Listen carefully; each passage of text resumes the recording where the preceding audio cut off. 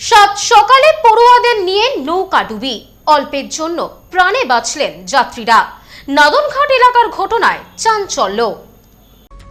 সাত সকালে নৌকাডুবি, অল্পের জন্য প্রাণে রক্ষা পেলেন যাত্রীরা। ঘটনায় চাঞ্চল্য গোটা এলাকায়।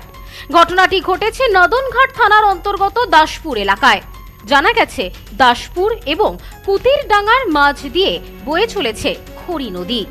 বর্ষায় সেই খড়ি নদীর জল বেড়ে ভয়ানক অবস্থা। প্রতি বছর বর্ষার সময় নদীর জল বেড়ে যায়। নদীর জল যেমন বেড়েছে, তেমনি অনবরত নদীর জলের ওপর দিয়ে বয়ে যাচ্ছে কচুরিপানা। আর সেই কচুরিপানা আজ নৌকাতে বেঁধেই বিপত্তি। নৌকা পাড়ে পৌঁছানোর কয়েক সেকেন্ড আগেই উল্টে যায় নৌকা। পাড়ের কাছাকাছি নৌকা থাকা এবং স্থানীয়দের তৎপরতায় লাফ মেরে নৌকা থেকে নেমে পড়ে যাত্রীরা। জানা গেছে, নৌকাতে সেই সময় কয়েকজন স্কুল পড়ুয়া ছাত্র ছিল এবং সঙ্গে কয়েকজন স্থানীয় মানুষজন ছিলেন। আকস্মিক এই ঘটনায় হতচকিত হয়ে পড়েন সকলে। সদ্য লন্ডন থেকে চোখের অপারেশনের বিশেষ প্রশিক্ষণ নিয়ে ফিরেছেন ডাক্তার মোনাজির হোসেন। বনগাঁতে এই সর্বপ্রথম কোলফেকো, টোরিক, মাল্টিফোকাল ছানি অপারেশনের জন্য আসুন বনগাঁ আই কেয়ারে। তারপর কোন রকমে নৌকা থেকে লাফিয়ে প্রাণে বাঁচলেন নৌকাতে থাকা 10 থেকে 12 জন যাত্রী। ঘটনায় নৌকাটি ডুবে গেলেও কোনো রকমে প্রাণে বেঁচে যান যাত্রীরা। স্থানীয় বাসিন্দাদের দাবি, অবিলম্বে প্রশাসন এই এলাকার মানুষের পারাপারের জন্য একটি ব্রিজের ব্যবস্থা করুক, তাহলে এমন সমস্যা থেকে মুক্তি পাওয়া যাবে। আমাদের বিশেষ করে একটা ব্রিজ হলে পারে আমার মনে হয় এপার ওপার লোকের খুব যাতায়াত ভালো হতো। যদিও ব্রিজ নাও হয়, মানুষ চলাচলের জন্য বড় একটা নৌকার বিশেষ দরকার আছে এবং মানুষ যাতে নিরাপত্তাভাবে এপার ওপার করতে পারে তার দৃষ্টি আকর্ষণ করার জন্য আমি সকলকে বলবো যেন। এটা কি আপনি উদ্বোধন কর্তৃপক্ষকে জানাবেন?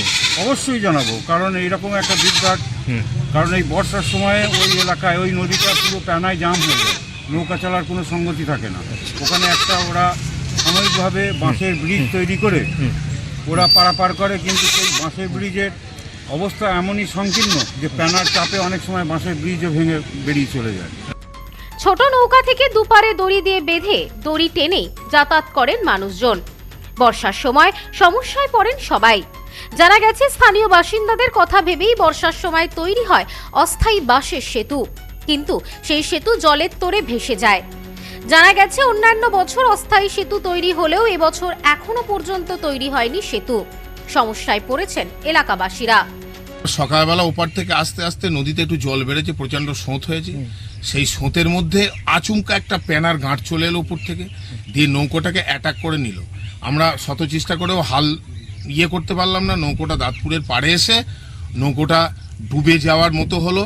যে স্কুলের স্টুডেন্ট বা আরো অন্যান্য যারা ছিল। নৌকাতে কতজন ছিল? নৌকাতে 10-12 জন ছিল। আচ্ছা, কেউ কিছু ক্ষতি? না, কোনো ক্ষতি কিছু হয়নি। হ্যাঁ, তাহলে ক্ষতি কি হলো? ক্ষতি হলো দাঁতপুরের লোকজনকে আমি তারপরে বাবাগো মাগো করে ডাকলাম। দাঁতপুরের লোকজন এসে আমাদের ঘরে ধরে তুলে তারা বাঁচালো, এবং সঙ্গে আমাদের এখানকার লকামামা ছিল, বাঁচিয়ে আমরা নৌকোটা বাঁচাতে পারলাম না। নৌকোটা ডুবে গেল। প্যাসেঞ্জার যেগুলো ছিল তাদের কোনো ক্ষতি করতে দিইনি, কোনো ক্ষতি হয়নি। এই বিষয়ে নৌকায় থাকা এক যাত্রী বলেন, নৌকাটিতে 10 থেকে 12 জন যাত্রী ছিলেন, কয়েকজন স্কুল পড়ুয়াও ছিল।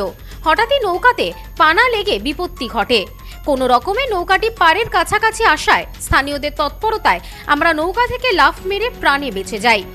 তবে এই ঘটনায় নৌকাটিকে বাঁচানো যায়নি, নৌকাটি ডুবে গিয়েছে।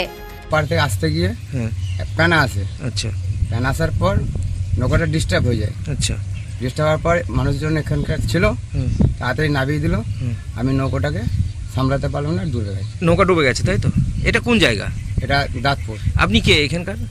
আমি এখানকার মাঝি। মানে এই নৌকা আপনি চালাচ্ছিলেন, তাই তো? এই বিষয়ে স্থানীয় এক বাসিন্দা বলেন, নৌকাতে করে প্রতিদিন প্রচুর মানুষ যাতায়াত করেন প্রাণের ঝুঁকি নিয়ে। আমরা চাই এর একটা পাকাপাকি সমস্যার সমাধান হোক। সেতুর প্রয়োজন। যদি প্রশাসন একটা সেতুর ব্যবস্থা করে দেয়, তাহলে আমরা খুবই উপকৃত হব। ছুটে আসি, দেখি হাওয়া মাও করে চিল্লাচ্ছে।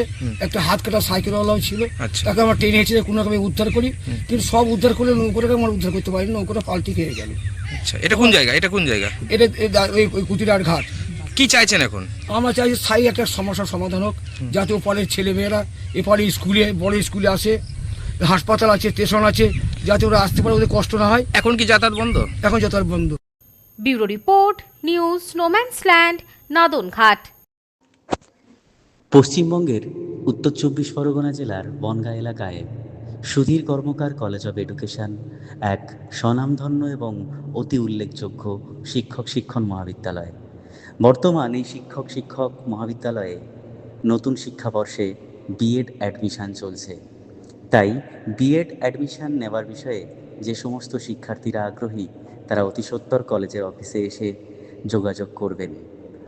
আমাদের কলেজের ঠিকানা গোপালনগর, চরচালকি, বনগাঁ, উত্তর 24 পরগনা। পিন নম্বর 743235।